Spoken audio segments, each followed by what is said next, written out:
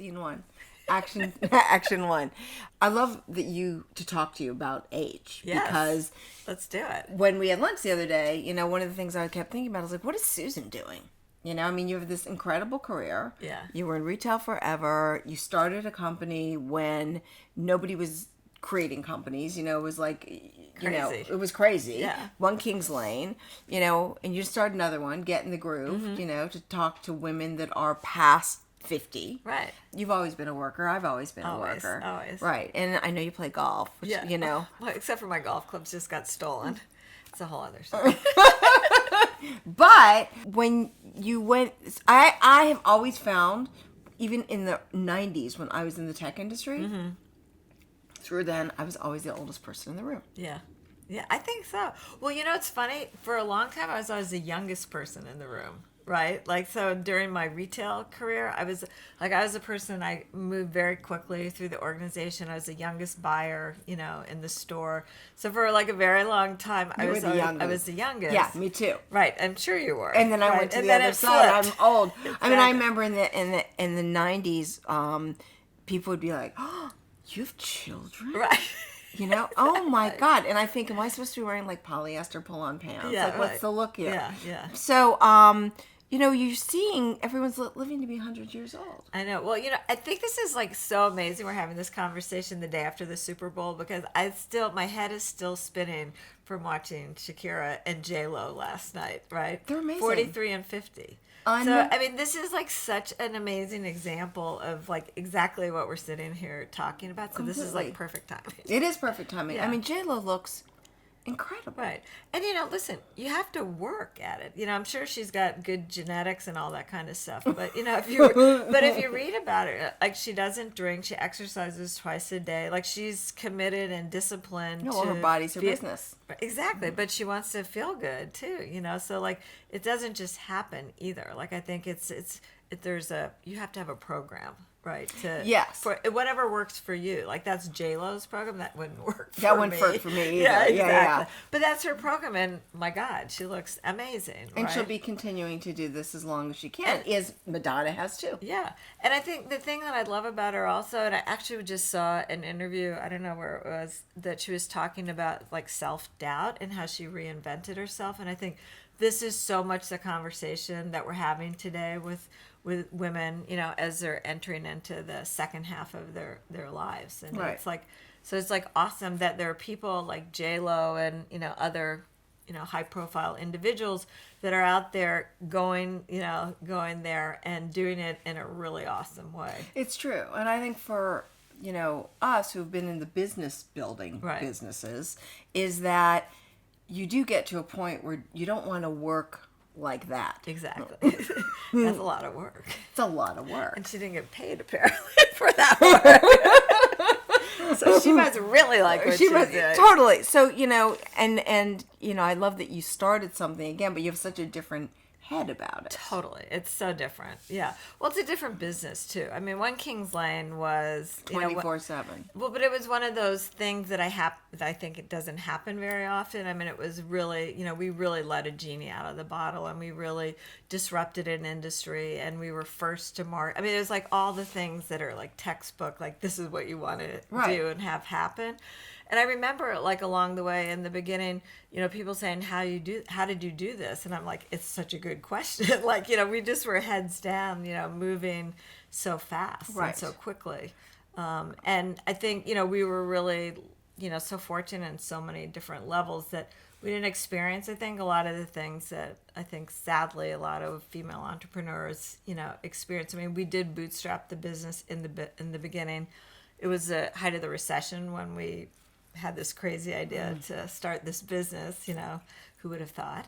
And the business took off and started, generating a lot of revenue and we were cash flow positive. And so, of course, then people started coming to us wanting to invest, Yeah. So when people ask me, well, what did you do? I'm like, well, it was like a very different, scenario than what you're talking about. And then when that closed down and you thought about what's next, right? I mean, did you look back and think, oh my God, like I just know from someone who was in sales for many years, to like rev myself up to do that again, I was like, I just can't. Well, it's interesting. I still have dreams about it that someone's like, chasing you. or I had that book that I would keep all my information right, on. And it's just like, Your I daily- lost my book. You Your know? daily sales figures. Yes, Right, exactly. And every person's contact information. Yeah, right. In a book. Yeah. It was interesting. I think I had this idea as we were, selling One Kings Lane. I had this other idea for In the Groove. And what I didn't appreciate at the time is that, it was a lot for 7 years. And I really needed to take a moment and reset Completely. and re-energize and, kind of get my head together. But I didn't stop. But it was interesting because I didn't really start either. I kept taking meetings and trying to do things to start In the Groove. And it was weird. I was a year into it. I'm like, this is so strange. This is not me at all. I can't, I'm a doer. I make things move forward. And I could not make this move forward. And I think it was because somewhere the universe was telling me you need a break. Right, you need to take a breather. Yeah, you need a break. And you can't, the reality is that as you get older, you can't work at that level that you worked at when you're 30 years old. Or they want to. I think it's more you don't want to, because all your knowledge at 30 that you garnered every single day, you can do the same thing at 50 and half the time because you have all this information in your head. Exactly. It reminds me when I graduated from college and I worked for 4 years and then I went back to business school, and it was work, but I was like, wow, I'd like to go back to undergrad now, because it was I understood so much better how to prioritize what I was doing, even when I read something, to understand what was important and what wasn't important versus 4 years earlier, 8 years earlier when I started college. I was like, oh my gosh, this is great. And I think that's kind of what you're talking about, but in the work scenario, right? So at 30, you have certain information. At 50 or 60, you have a lot more information. You have so much information. Right. And you're so... even there's days and I have these epiphanies and it's just no shit. But because I'm older, it's all this wise experience that you're well, I knew that information. Right. And why didn't anyone else know that information? Yeah. But there was a tons of women that grew up in our generation that went home, had the babies, and then never went back to work again. Yeah. And now, they're these empty nesters, and they are literally besides themselves. This is a tough scenario. I would say these are the people, at least in my experience the last 2 years and, doing In the Groove and talking to lots of people, these are the women that I find are really finding the biggest challenges, because they want to do something. But do they? I think they do, or they think they do, right? They think they do. Because you're kind of entrepreneurial while you're growing these kids. Yeah. Right? You're responsible to yourself. You're running a family. Right. Which is a business, really, if you think about it. It is, but unfortunately, I don't think the rest of the world thinks of it that way. Right. Even though that is, in fact, what has happened. But, I think that I know so many women that this has happened to, and they're still trying to figure out what's it going to be for me. But yet the other side of this is I don't know a lot of these women. I keep reading that women over 50 are starting more businesses than ever and doing things. So that's awesome. That they are finding their way to figure out how to create a business. I love that. I know I'm grappling with how I want to keep my brain engaged. I want to certainly keep my finger on the pulse. Men seem to be able to do that. Right. I don't want to goof on golf, but I know a bunch of men that went out on Friday after the big event in LA, and they all went and played golf. And I saw one of the partners on Friday night, and I was like, was there any women at this golf outing? No, all men, right? So there's 12 men at this golf outing. This is their schmooze, and even the ones that aren't necessarily really investing now or starting companies, they seem to have their finger on the pulse. And there's not that spot for women to maintain that, stay engaged. To stay engaged. I think it's tricky. I can't speak for men, but I do think this whole transition is just hard, right? It is. So even though I'm doing something, I'm still trying to we were talking about this at lunch the other day. I'm still trying to figure out what is it that I really want to do. And then I think if you've been a doer, like it's hard not to do. It's hard to like reset. Like, what does that mean? What do I do when I wake up in the morning? Right. What do How I do all slow day? it down? Yeah. Right. But I wanted to be entertained. I mean, I think I told you the story. We were at this restaurant of this woman I know who's, over 50 and decided to back this woman and got involved in this restaurant. And it's beautiful. And the baker's fantastic. It's in the Hamptons. And we were there for dinner. And she looked so verklempt. I mean, she was literally like, she looked like such a mess, right? Yeah, and my daughter turned to me. She's like, isn't she a little old for this? And I thought, yes. I mean, like, I love that she's doing it, but the poor woman looks like she is utterly besides herself and exhausted.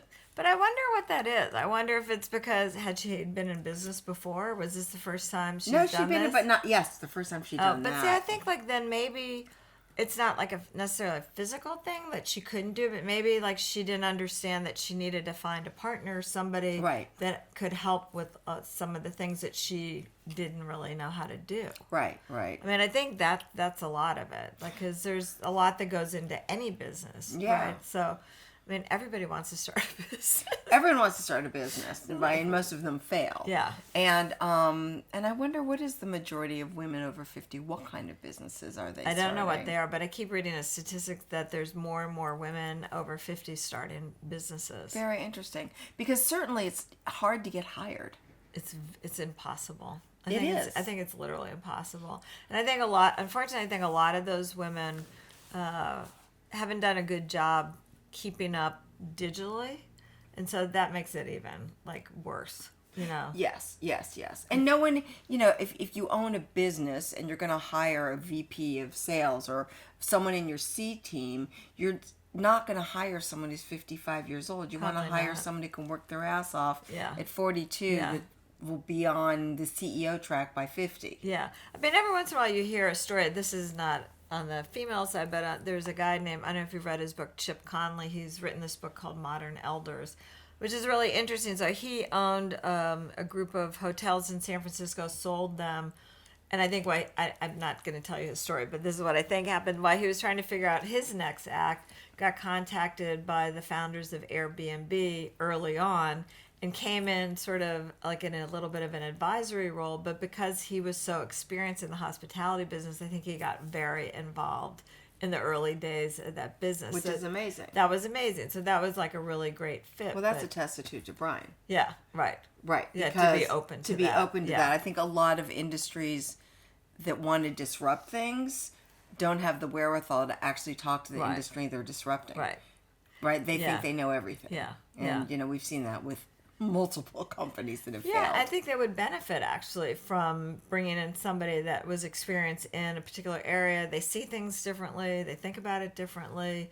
Like that, you're right. That is really, like bravo to him for doing that. I think it was really my sense is it was really helpful to them in the early days. Yeah.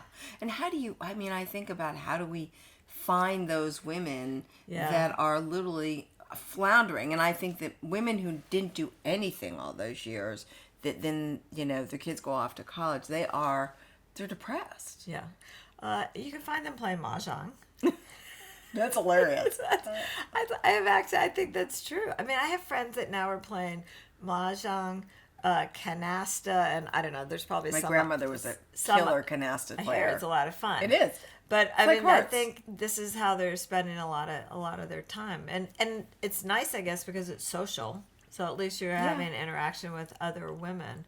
But I do think it's tough. It's a tough one. It's very tough. Well, particularly for the women that have always worked. Yeah. Because if you're not starting a company or you're not an entrepreneur, and you get to a point in your career where you're in your 50s and you're going to leave this company, then where do you go? It's interesting. One of the things I've been thinking about a lot, I think it is really tough. And when you think about it, like our generation, we're healthier, wealthier, we're more engaged than any other generation in history.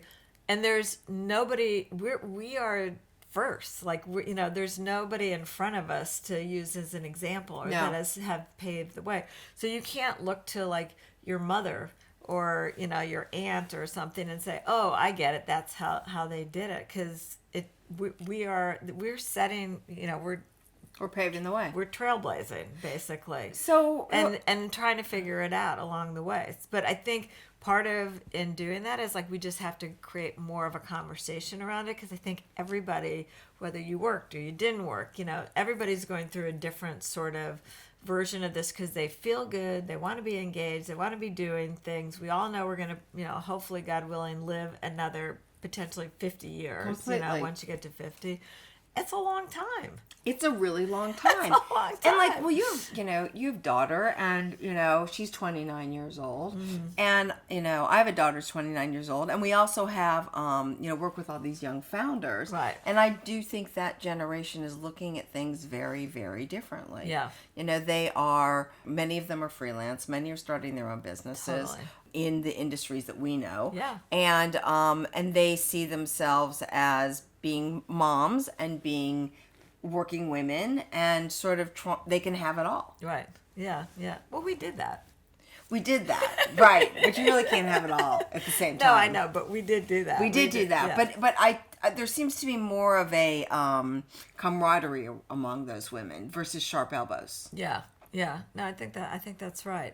Well, I think this whole freelance and, all these different new economies, have Like the gig economy. Yeah, they have totally changed. I mean, even starting a business, like even starting Get in the Groove, starting that and getting it up and running was so different than when Just go up on WordPress. Yeah, it's amazing. I do everything. I do it myself. Like, I actually code our emails. I mean, it's like insane. It's so easy. Right. And I actually find it fun, because at least I feel like I'm, also learning something. But like, how nuts is that? That like Yeah. I'm the person, like when you get an email from Get in the Groove, I put that email together. That's pretty awesome.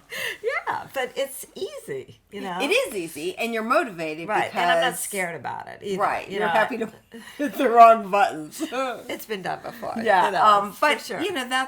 that's pretty amazing, right? But I don't think most women are like that, or like you, or like me, where we're just going to figure out how we continue to work in some capacity till the very end.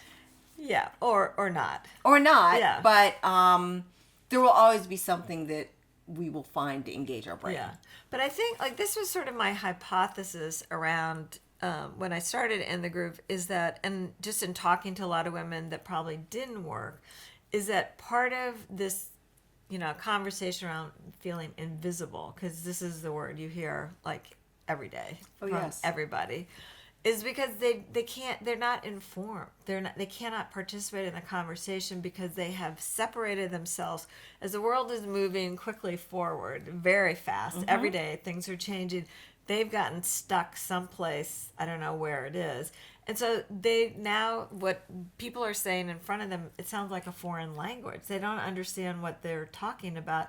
And it's like almost like going deaf or something. Like Right. You can't communicate. So, my goal in a fun way, not in a serious way at all, is like if I can curate things and information in a way that helps women in this demographic become more informed, then hopefully they can participate in the conversation, or at least feel like they can and get in there and then keep up with it, because it's changing fast. I mean, you got to stay on top. I mean, of even it. from the brands to the music to what's happening. I mean, you Everything. name it. Yeah. But I think a lot of women, once they have children that stop working, they lose all sense of self. Yeah. They become Something else, yeah. They don't even have a name. They're their wife, Right. or they're the parent, but Yeah. they're just this support system for all these people that are Yeah. living in their roofs.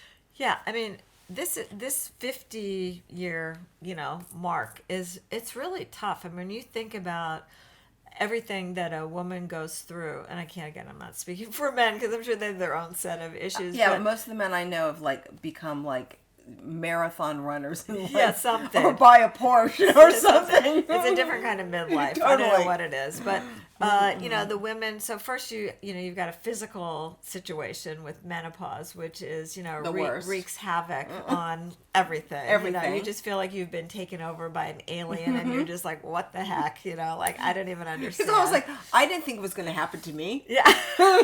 Nobody does. Right. Until you're like, I don't understand what's going on. Like, what is happening? And why am I screaming at everybody? Why am I sweating? Sweating and getting fat in places that I never was fat before. I don't even understand what's happening. So that's like a whole thing. Mm-hmm. And, it's not like it's, 3 months and it's over. Everybody's different. So it can go on for like a long time. A long time. Yeah.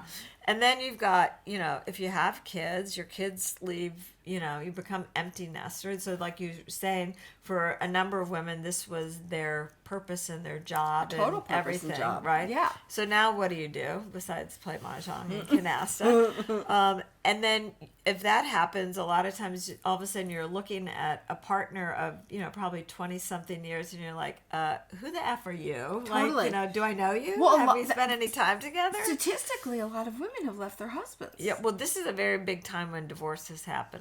I think it goes both ways, unfortunately. But I've read that it's the women, more women are leaving the men. Oh, I haven't read that. That's interesting. Yeah. Yeah. But it's tough. I mean, that's a whole other, divorce is like, hard. And at that age, it's really hard, especially if you're not working. And, then on top of all that, you've got, all of a sudden you're like, running scared that you're going to get aged out of whatever you're doing. Right. So it's and like the financial situation. Yeah. So it's this like massive convergence of like a shit show, basically. Well, getting divorced is so hard because you've got the separation of cash. Yeah. Yeah. I mean, the really amazing thing about being a woman, and I hope it changes for men, is that we have a million different options, right? If we end up getting married, one of us can stay home and raise the kids if you're at that certain, demographic in terms of financials. Right. Or, you can go to work part-time, you can get involved with the kids. I mean, there's so many different things you can do. And men, so it's women one can go track. like this, Yeah. right? Men are like here and they just have one track. Yeah. And so I'm hoping that the generation that's now coming up the pike that are in college, that maybe some men will decide they'd be rather suited to staying at home.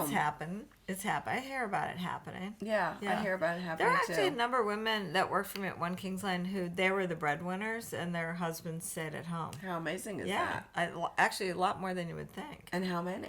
I don't know how many. I don't remember. Like, how old were they? How old were they? Yeah. They're late 30s. Yeah. Like they were, they were like DMM levels in the company. So Okay. they were like older. Yeah. It wasn't like, They were 24 kids. years old. Yeah. 24-year-olds. Yeah. Which is super cool. Yeah, it was great. Yeah. I don't know that they always thought it was great, because they felt a lot of pressure. As the men did. Yeah, they did. As the men used to, feel Yeah. a lot of pressure. Who was I just talking to somebody about that who was saying, I can't remember now. It was somebody who was like not loving what was happening at their work, but they couldn't leave because their husband. Right. Well, the age factor is big. I mean, I know a couple people who it was men, not women, and they were in their early 50s. They never got to the top. I mean, they were in the C-suite, but they were never ran a company. And then the next jobs that they wanted when they end up leaving this company for whatever reasons was to run these companies. They couldn't get those jobs. So what happened? So they ended up really floundering. I think it wreaked havoc on their lives. Yeah. And the relationships with their spouse. Yeah. Because it was a realization, which is, after 50, if you didn't get to that level, the chances of you hiring up at that point is not happening. Yeah, no, because they're bringing some young person in, Right. younger person. Younger and younger people to do it. It's interesting, this idea, and I think it's a whole cultural thing about, stopping working. Because what we have, like our parents' generation was like 65 came and everyone stopped. I don't know what they did. But that was it, 65. Yeah, exactly. So You retired. You got a gold watch. yeah, but I don't know. It's like weird. Now it's funny because my father, as somebody who Never stopped working. never stopped and reinvented himself 3 times, but I remember watching him and also like being so inspired by everything he did, because it was like each thing he did was cooler than the next. I told you that he went back to graduate school and got his amazing. MFA at 80, which was like amazing, and then painted. But I felt a little bit like and maybe this is more of a male thing, like he just couldn't stop, because I think he felt like if he stopped, he was going to drop dead, or just like disappear someplace, right. that would be it. It would be over, like game over if he stopped. He needed that. So he needed that. I could see that. Like I never actually had that conversation with him. Like I kind of wish I could today, but it was just this constant go, go, go. And he was always super curious and always learning and always on it. I mean, he was amazing, and his he was completely 100% there. His body just kind of gave out on him. But I always got this feeling that if he just stopped. And so, like, that was amazing. But the sad part of it was, like, I'm not sure how much he got to enjoy his life. He enjoyed his relationships. He enjoyed it, but he could have, like, he just didn't have as much, maybe free time as he could have, or to travel more, when he could travel and stuff like that. Right. He lived the world like carpe diem. Yeah. Which is pretty amazing. Yeah. No, I mean, I'm not being critical at all, but I just, like, it was a different sort of thing where I saw, like, other, people in that generation, like we said, 65 came, and then I think they just sat home, and then they went on one trip a year or whatever, and then, eventually that was it. Yeah. But that wasn't the case for my dad. So, he was kind of a little, I think, ahead of his time. But at the same time, I wish he could have found a little balance too. Well, yeah, everyone always talks about balance, and Yeah. I also think you have to even have balance as you get older, right? Totally, yeah. I mean, you're enjoying having a business. Yeah, it's great. But you're traveling and you're doing Totally. things that you need to Yeah. do. I mean, that's been the greatest thing is, like, is finding that balance and figuring out how I can do that and also go away for 2 weeks and not worry about it. Being away. Right. And that's also the technology today, which makes it kind of amazing. Like, it doesn't matter where I am, I can send an email. Right. So it's all good. So anyway, Yeah. I just want to wrap up on age because Yes. this is a continual conversation. It is like we're just getting started. We're just getting started, and I want to continue to have these conversations more on this platform because there's so many women. I think one of the things that women do that men don't do, even women that are super successful, that they get to a point and they're like, you know what, I'm going home. And I think it's really bad to go home because if we go home, it teaches this next generation of women that, there's no one to point to because they can go home too. And we have to figure out how to stay involved and make a difference so that people can see that there's another generation in the post of doing something that is intellectually stimulating. Yeah, I mean, I think it's really important to continue this conversation. Then there's the other side of it, which is like, how do we, on a bigger scale, like culture, society, change all the prejudice, against, older age. Yes. And, start to change that. And I think slowly but surely that is starting to change. But, it's a lot of it starts with marketers and things like that. And, Completely. Well, if we could all wear that outfit that Jay wore last night, they all might think differently of us over 50-year-old. I mean, but that's like that's a good push, in the right direction. That, she is 50 and, got up there and was Looked awesome and did it. Unbelievable. Was amazing. But, like, we just, we need to see ourselves more and more and be included in, like, the conversations that are going around the marketing table. Yeah, and feel like we deserve and that it's not a table. negative thing to have. Because, I do think that as we get older, there's a group of people 50 plus, like, they're pretty cool, and they're doing really cool things. And it's like they haven't hung it up.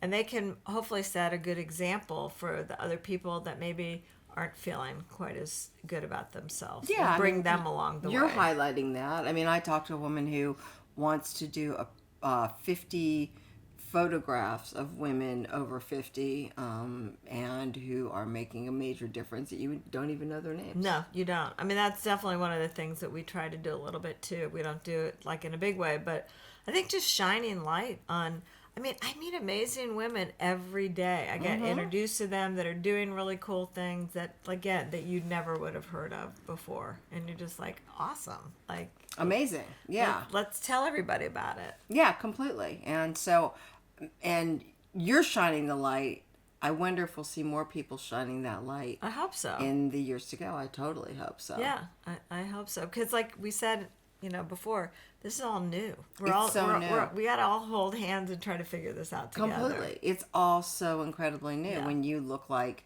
J-Lo at 50 years old, like that was not happening 20 years ago. No. Well, somebody actually, it's all over the internet. I forget who they compared it to, but they put like side by side of her and somebody else that was 50, I don't know how many years ago. It was like totally different, right? Pretty different looking, yeah. Yeah. I mean, you don't really, when I meet people, I'm not even sure how old they are anymore. I have no idea. Yeah, because everyone looks great. Yeah. And I kind of think age is irrelevant, but I agree with you. It has to come from marketing, and I think there's a tremendous opportunity to highlight women that are doing incredible things, that are empty nesters and reinventing themselves in their next career. Yeah, and the interesting thing about marketers is that I think they're so conflicted because they know that this demographic has a lot of money and that they're super consumers. Totally. But they just will not put the money down there. It's like they think it's going to do damage. And we're the biggest consumers of everybody. Totally. Yeah. And I think once somebody figures that out and starts to pave the way, it will change. Yeah. Or just like you look at people at TV now, or you look at advertising, it's just like there's not everyone's like a skinny mini. Right. You know, which is nice to see. It's great. But that took a long time, and it's still not there. No, it's still not there. And so hopefully, just to your point, like hopefully not the only people that we see in ads, aren't like, a nice looking woman with her husband in a tub looking out, Exactly. over the horizon, holding hands each in a tub. Like, I'm hoping there will be some other ads. Images that start I know what I mean, they're the worst. It's usually for a pharmaceutical company. Yeah, a particular kind of pharmaceutical. Yeah, exactly. Yes. All right. Well, thank you so much for coming. Well, thank you for having me. This is so fun. Let's do it again. Let's do it again. Okay.